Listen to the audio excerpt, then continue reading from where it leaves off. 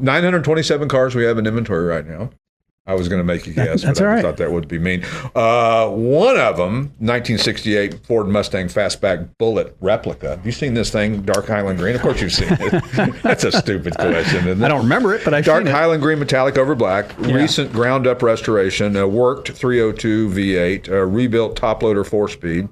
Very well-done tribute. And there are a lot of tributes out there, and that's okay. Yeah. As long as they're sold honestly and accurately. What is it? Not trying to pull the wool over somebody's eyes and say, oh, this was the original, whatever, or any of that. It's just the fact that it's nice to attribute. It's an honor to be, a tribute is supposed to be an honor, right?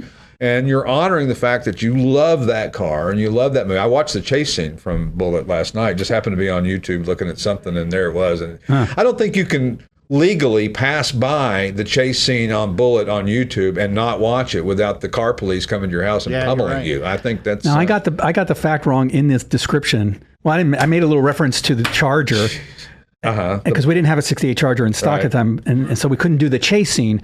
But who chases who in the movie? McQueen ends up chasing the Charger. So the Mustang is chasing the Charger. Right. I thought it was the other way around. Well, in the beginning, they're following him, and then they switch, and he comes up behind them. They look in the rearview mirror, and there's that menacing grill of the shark nose looking up the Mustang. No harm, no foul. He chases them behind that hill in San Francisco. Yeah, those hills, that looked like fun until. But I imagine the stunt driver's like, oh, Jesus. Oh, yeah. No, that can't be fun. Can't be fun at all. But a beautiful car. Dark Highland green is the prettiest color on a '68 Mustang that exists. And because we all grew up with that, that's probably why that is. There are not many green cars that I take that back. I like green cars. I've got a beautiful green This is the most famous green fastback Mustang. How about the 31 Ford Model A convertible cabriolet? This is a rare body style for Ford. And I mean, when I say rare, they only made 100,000 right, or something like that. But when they made millions of everything else, this thing it's a slant window model, which is really rare. It's inline 4 L head.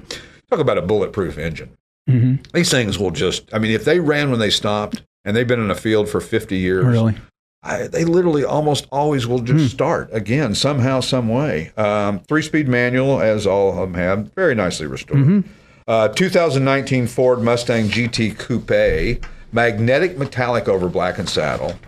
Built 5-liter Coyote V8, 800 plus horsepower with a Vortex supercharger on it. Yeah. 36,000 actual miles, garage cab. It's got a warranted 10-speed automatic. So I guess if you're really laying into 800 horsepower, you might want a warranty on your transmission. Yeah, extended warranty. Yeah. And how about the coolest car of the day, the 1970 Lincoln Continental Mark III? If you had one of those, you were the guy. The guy with the aviator glasses. There's a poster going down the hallway to my office. That's right. The guy with the aviator sunglasses, kind of half bald, but half cool bald. Yeah, cool bald. Not business bald.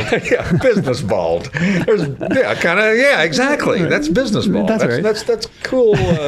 Whatever you want to call it. But these Lincoln Continental Mark IIIs at 460, 365 horsepower V8, C6 automatic. The Mark III outsold the Cadillac Eldorado, and Lee Iacocca had a lot to do with the turnaround. So, who also had the turnaround on the Mustang as well too. So, but boy, what a cool car!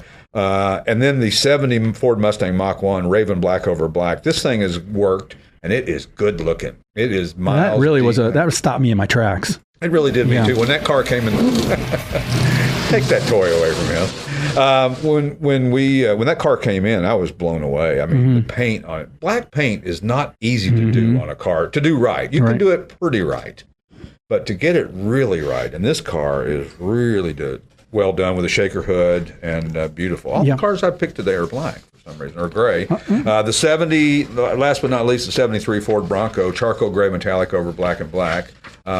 Fully restored, 302 V8, new leather seats, 4-speed. This thing's menacing looking, isn't it? Yeah, it just got that look like, don't mess with me. They are. Dare you to knock this battery off my shoulder. They are very masculine. They're very masculine. They're tough. Beautiful. Although we sold one to I remember a husband and wife came in, and the wife wanted the Bronco, big Bronco. Yeah, I mean, they're cool. I think a lot of people are cool. I think people are appreciating them because you see more and more of them, especially on all the auction houses now. Yeah. Almost every auction you see has 10 or 12 or 15 Broncos and Blazers or International Scouts. Or I like the Jeep pickups. I like to see more of those. Those J10 Jeep pickups. Right. Those are really cool, and especially. Believe it or not, I'm going to say this resto modded. One of those is really cool, and I wouldn't mind having a Grand Cherokee or a Grand Wagoneer, preferably a '91, the last year they made, with the modern Hemi. Right. In it. Dennis Collins did one of those with that red. Yeah, that's right. The red with the wood grain. Oh, yeah. That thing would just smoke the tires for a mile. I think he sold that at auction too. I think he did too. I should have bought that. That's cool. Should have been on my list. You've been listening to the Classic Auto Mall Show with your host, Stuart Howden.